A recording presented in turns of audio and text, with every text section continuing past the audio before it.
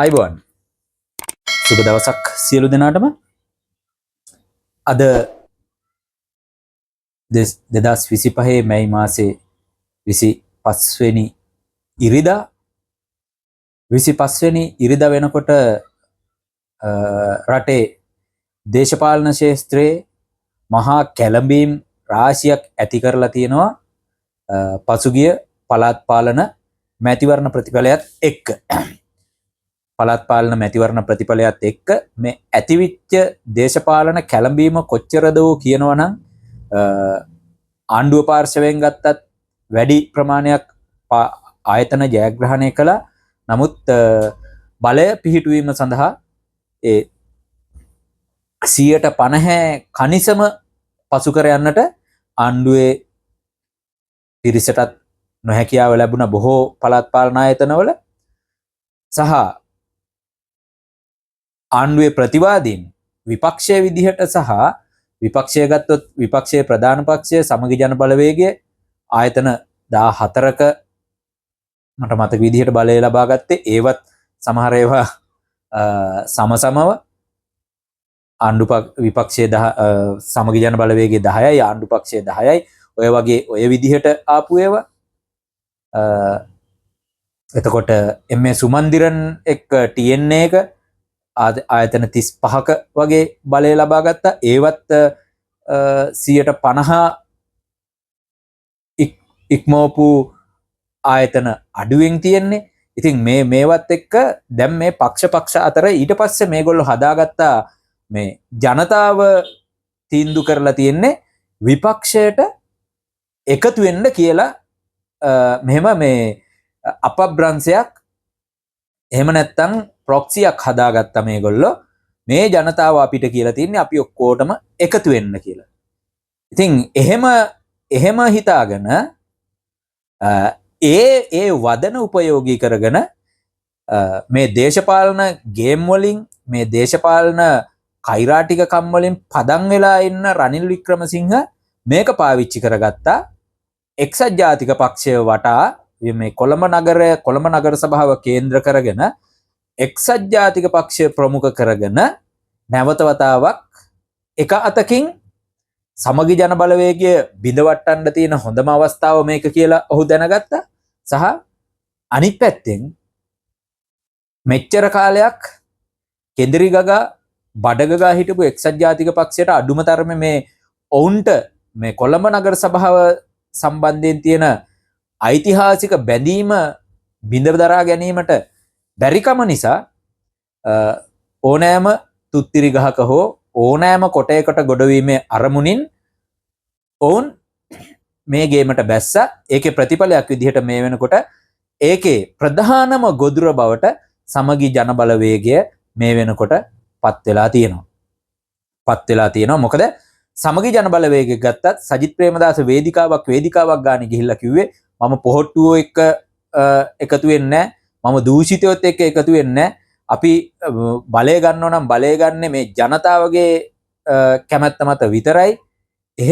එහෙම කියපු සජිත් මේ වෙනකොට සජිත්ට බැරි වෙලා තියෙනවා තමන්ගේ කණ්ඩායමවත් එක ලයින් එකකට තියාගන්න නැත්නම් එක ගොඩකට එකතු කරගන්න සජිත්ට බැරිවීමේ ප්‍රතිඵලයක් විදිහට මේ වෙනකොට සමගි ජන බලවේගයේ දෙදරා යාමේ තැනකට මුණ පහලා තියෙනවා.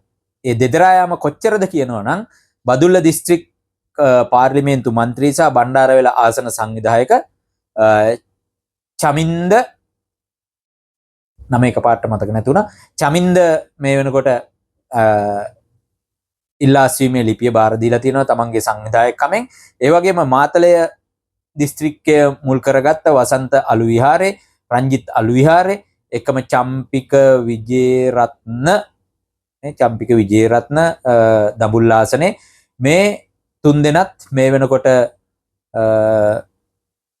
ඉල්ලාස්වීම ප්‍රකාශයට පත් කරලා තියෙනවා. සහ දැනගන්න ලැබෙනවා බන්දුලාල් බණ්ඩාරේ ගොඩත් බොහෝ වෙලාවට ඉල්ලාස්වීමට නියමිතයි. සහ මේක කුරුණෑගලට එතකොට මහනුවරට වගේ තවත් ප්‍රදේශ කීපයකට ඉතා වේගයෙන් ශීඝ්‍රයෙන් පැතිර යාමටත් නියමිතයි කියලා.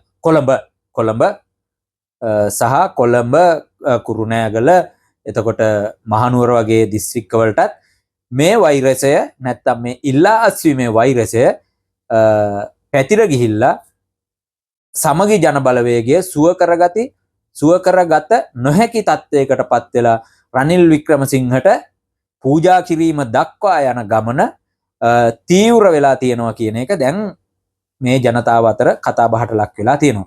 අපි මුල ඉඳලම කිව්වා මේ බලයට මේ තරම් කෑදර වෙලා එක ප්‍රොක්සි මවාගෙන එක හිතලු මවාගෙන ජනතාව අපිට එකතු වෙන්න කිව්වා ඒක නිසා අපි ඕනම එකෙක් එක්ක එකතු වෙනවා වගේ කියලා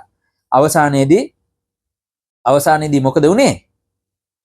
Tamanට දැන් තියෙන එකත් නැති වේගන යන පාටක් තමයි අපිට නම් පේන්න තියෙන්නේ. මේ ඉදිරි දින කීපය ඉතාමත් තීරණාත්මකයි සජිත් ප්‍රේමදාසගේ දේශපාලන ජීවිතය පිළිබඳව. ඔය අතර ඉතින් සංස්කෘතික අරමුදල පිළිබඳවත් දැන් කතිකාවට ඇවිල්ලා තියෙනවා. ඒ පිළිබඳ විශාල වශයෙන් දැන් තැන් වල කතා බහට ලක් වෙමින් තියෙනවා. ඉතින් ඒ විතරක් නෙමෙයි දැන් මේක මෙහෙම සමගි ජන බලවේගයේ මේ පැත්තෙන් අර්බුදයකට මුහුණ දීලා ඉද්දි එක්සත් ජාතික පක්ෂයේ විසින් ඔවුන් ගොදුරු කර ගැනීමේ ඒ තර්ජනයට සමගි ජන බලවේගයේ මුහුණ දීලා තියෙද්දි පාර්ලිමේන්තුවේ විපක්ෂ නායකකම පවා මේ තුලින් අහිමි වීමට ඉඩ තිබෙන බවට සාක්ෂි මතුවෙමින් තියෙන නිසාත් මේ වෙනකොට අපි දන්නවා විශේෂයෙන්ම වෙන්න හිටපු ආර්යාව සහ ඔය ෆොන්සේකා පරපුරේ මේ සමගි ජන බලවේගයට අරක්ගත්ත ඒ සමගි ජන බලවේගයේ ග්‍රහණයට ගත්ත අදෘශ්‍යමාන හස්තය විසින් දැන් මේ පක්ෂයත් කඩා බිඳ දැමීමේ කටයුත්තට ඇඟිලි ගහලා අත ගහලා ඉවරයි. ඉතින් ජනතාව විදිහට සහ අපි හැම වෙලේම කියන්නේ ශක්තිමත් විපක්ෂයක් තියෙන්න ඕන.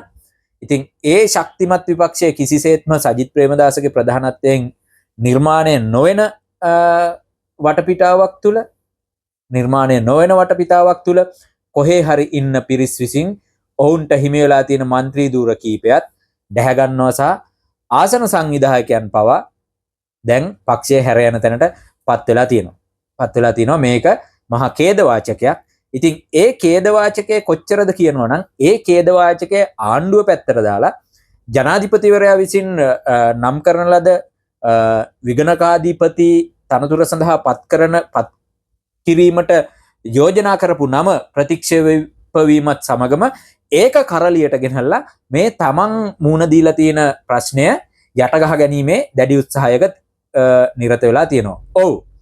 අනුර කුමාර දිසානායක ඒ අතින් එයා ඒ කාර්යයේදී ෆේල්. හැබැයි ඒගොල්ලෝ මේ මවන තර්කය විගණකාධිපතිවරයා පත්විය යුත්තේ ඒ විගණකාධිපති දෙපාර්තමේන්තුවේම ජ්‍යෙෂ්ඨ අය කියන එක ලංකාවේ සමහර මාධ්‍යවේදීන් ප්‍රංශයේ ඉඳලා සමහර අය නැත්තම් වෙනත් රටවල ඉඳලා ඒ ගොතන මාෆියාව ඒ ගොතන මාධ්‍ය ජවනිකාව එහෙම නෙවෙයි කියලා තමයි අපිට දැනගන්න ලැබුණේ. මොකද විගණකාධිපති දෙපාර්තමේන්තුවේ අතිරේක ප්‍රධාන විගණකාධිපති තනතුරෙන් ඒක ඒ දූරාවලිය අවසන් වෙනවා සහ විගණකාධිපතිවරයා ඒ ජනාධිපතිවරයා විසින් නම් කරන ඔහු විගණකාධිපති තනතුරේ ඉඳලම එහෙම නැත්නම් මේ විගණකාධිපති දෙපාර්තමේන්තුවේ ඉඳලම ඉහළට ආපු පුද්ගලයෙක්ම විය යුතු නැහැ කියන එක තහවුරු වෙලා තියෙනවා. ඉතින් එතකොට ඒක මේ විපක්ෂයේ විසින් ගොඩනගන තවත් බොරු තර්කයක් බවට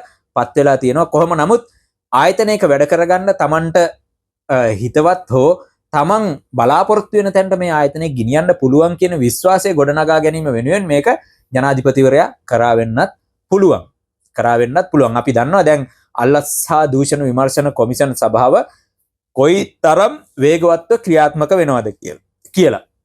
ඉතින් එහෙම අල්ලස් හා දූෂණ විමර්ශන කොමිෂන් සභාව එහෙම ක්‍රියාත්මක වෙනකොට නීතිපති දෙපාර්තමේන්තුවේ සමහර නිද්‍රාශීලී ගතිය නිසා මේක එළියට එමේ යම්කිසි දුර්වලතාවයකටත් පත් වෙලා තියෙනවා. කොහොම නමුත් අල්ලස් හා දූෂණ විමර්ශන කොමිෂන් සභාව මේ වෙනකොට මෝටර් රථ දෙපාර්තමේන්තුවේ ඒ වැටලීමක් කරලා සහකාර කොමසාරිස්වරයෙක් ඇතුළු 3 දෙනෙක් මේ වෙනකොට අත්අඩංගුවට අරගෙන තියෙනවා. ලක්ෂ 40කට වැඩි මුදල් ප්‍රමාණයකුත් එක්ක. ඒකම සුරාබදු නිලධාරීන් 2 දෙනෙක් අත්අඩංගුවට අරගෙන තියෙනවා. අපිත් අල්ලස් හා දූෂණ විමර්ශන කොමිෂන් සභාවට කියනවා ඔය වගේම ඔය සුරාබදු නිලධාරීන් ඊට පස්සේ පාරිභෝගික සේවා අධිකාරියේ නිලධාරීන් ඕනෑ තරම් ඔය ගේම් එක ගහනවා. ලංකාවේ තියෙන සුපිරි වෙළඳසැල් කීපයකට ගිහිල්ලා ඒ කළමනාකරුවොත් එක්ක කතා කරලා බැලුවොත් අහගන්න පුළුවන් වෙයි, දැනගන්න පුළුවන් වෙයි, ෆොටෝත් එක්කත් පෙන්නයි මෙන්න මේ පාරිභෝගික නිලධාරීන් කොහොමද මංකොල්ල කන්නේ කියලා. ඒක අපි අත්දැකීමෙන්ම මම අවුරුදු 15කට විතර ඉස්සෙල්ලා අපි ඒවට හොඳටම මූණ දීලා තියෙනවා. වැටලීමකට ගිහිල්ලා එන ගමන් කොහේ හරි සුපිරි වෙළඳසැලකට රිංගලා මොකක් හරි එකක් හොයාගෙන ඇවිල්ලා කියනවා අපි 10 දෙනෙක් ඇවිල්ලා ඉන්නේ 5 දෙනෙක් ඇවිල්ලා ඉන්නේ මොනවා හරි. මොකද එහෙම යම්කිසි චෝදනාවක් එල්ල කරාට පස්සේ ඒ ආයතන කළමනාකරුවරු දැඩි අපහසුතාවයකටපත් වෙනවා බය නිසා. හැබැයි කතා කරන්න පුළුවන් නම් ආගිව් කරන්න පුළුවන් නම් සමහර තැන්වලදී තමන් නිවැරදි කියලා ඔප්පු කරන්න පුළුවන් නම් ඔවුන්ව මෙල්ල කර ගැනීමේ හැකියාවකුත් තියෙනවා. එහෙම නැත්නම් අනිවාර්යයෙන්ම එවකට අවුරුදු 15කට ඉස්සෙල්ලා අඩුම තරමේ අවුරුදු 10කට ඉස්සෙල්ලා රුපියල් 10000 12000 15000 ඔවුන් අරගෙන යනවා ඔය සුපිරි වෙළඳසැල් කළමනාකරුවන්ගෙන්. මොකද ඔවුන්ගේ බයට ඔවුන්ගේ රස්සාව ආරක්ෂා කර ගැනීම වෙනුවෙන් ඔවුන් පුද්ගලිකව ඒක කරනවා. දැනටත් මෙහෙම වෙනවා ඇති. මම මේ අලුත් තත්ත්වයේ දන්නේ නැති නිසායි කියන්නේ. සුරාබදු නිලධාරීනුත් එහෙමයි. ඔය වයින් හවුස් වලට ඇවිල්ලා ඒ තියෙන නීතිය වෙනුවට බ්‍රැන්ඩි බෝතලයකට රුපියල් 1000ක 1500ක gift voucher එකකට ඕනම දෙයක් කරන තත්ත්වයක් තිබුණා. ඔය ගොඩාක් රාජ්‍ය නිලධාරීන් ඔය ගොදුරට අහු වෙලා තියෙනවා. ඒ විතරක් නෙමෙයි දැන් මේ අල්ලස් හා දූෂණ විමර්ශන කොමිෂන් සභාව ඒ පනතට යටතේ ඕනෑම පෞද්ගලික ආයතනයක උනත් අල්ලස් දීම හෝ අල්ලස් ගැනීම දෙකම වැරදි නිසා ඔවුන්ට දඬුවම් දීමේ හැකියාවක් තියෙන නිසා අපි හිතනවා දැන් වෙනකොට මේ කොමිසම අකර්මණ්‍ය කරන්න විශාල වශයෙන් කටයුතු යොදාගෙන යනවා. මොකද දැන් විපක්ෂයේ බොහෝ දෙනෙක් වැලිකඩදී නැත්තම් රිමාන්ඩ් බන්ධනාගාරයේදී හම්බ වෙනවා. එහෙම හම්බ වෙන අය අතරේ තමන් කාපු දේ තව කෙනෙකුට කණ්ඩ දීලා දීපු අය පවා දැන්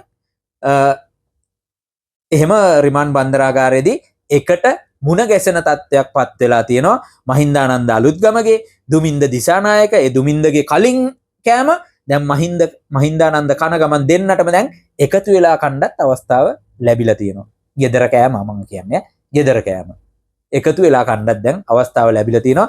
තව කීප දෙනෙක් පෙළට ඉන්නවා. සහ පුටුවෙන් වැටිලා කොඳු අමාරුවේ හැදිලා ස්නායු ආබාධයකට ලක් වෙලා තියෙන බැසිල් රාජපක්ෂට ඉක්මනින් සුව වේවා කියලාත් අපි ප්‍රාර්ථනා කරනවා. මොකද අපි බැසිල් රාජපක්ෂ වෙනුවෙන් අපි ඒ පවුලේ අයගෙන් ඉල්ලා සිටිනවා මීළඟ දවසේදී මේ දැන් ඉඳලා හරි පුටුවක වාඩි කරද්දී අර බඳපටියක් හරි නැත්තම් මේ බෙල්ට් එකක් තියෙන පුටුවක් අරගෙන පොඩි උන්ට කණ්ඩ දෙනකොට වගේ අර මේවා එකක් දාලා කෙල ටික පෙරනවට ඒ රෙදි කෑල්ලක් හරි දාලා නැත්තම් ස්කාෆ් එකක් වගේ එකක් හරි මොකක් හරි දාලා ඒ මිනිස්සයව ආරක්ෂා කරන්න සහ බැසිල් රාජපක්ෂ වෙනුවෙන් ජනාධිපති නීතිඥවරයෙක් ඇමරිකාවේ දොස්තරවරු හොඳයි ලංකාවේ දොස්තරවරු පට්ට හොරු කියලා අධිකරණයේදී ප්‍රකාශයට පත් කරා. හැබැයි මේ වෙනකන් මේ කූම්බියෙක් කෑවත් පිටින් ඇවිල්ලා කූම්බියෙක් කෑවත් එළියට බහින රජයේ වෛද්‍ය නිලධාරීන්ගේ සංගමය නිද්‍රාශීලී. වෛද්‍යවරුන්ගේ සංගමය නිද්‍රාශීලී. තමුන්ට මෙහෙම මාතර මහාධිකරණ විනිසුරුතුමා ඉදිරියේදී ඇමරිකානු වෛද්‍ය වාර්තා නියමයි. ඇමරිකානු වෛද්‍ය වාර්තා දෙන වෛද්‍යවරු හොරට වෛද්‍ය වාර්තා දෙන්නේ නැහැ. හැබැයි ලංකාවේ වෛද්‍යවරු හොරට වාර්තා දෙනවා ඕන දෙයක් ඔවුන් ලව්ව කරව ගන්න පුළුවන් කියලා. ඒ නීතිඥවරයා, ඒ ජනාධිපති නීතිඥවරයා කෑමොර දීලා මෙහෙම අපේ රටේ මේ වෛද්‍ය වෘත්තිකයින් මෙහෙම අපහසුතාවයකට මෙහෙම නින්දාවට ලක් කරලා තියෙද්දි මේ සංගම් වල එකෙක්වත් තව වෙනකලුත් මාධ්‍ය නිවේදනයක් එහෙම නැත්තම් අඩුම තරමේ අපිට මේ කරපු අපහාසයට සමාව ගන්න හරි කියලාවත් මේ වෙනකන් කියලා නෑ. මුන්ට තාම ඇහුනේ නැද්ද දන්නෙත් නෑ. ඉතින් මේක හරිම ඛේදජනකයි.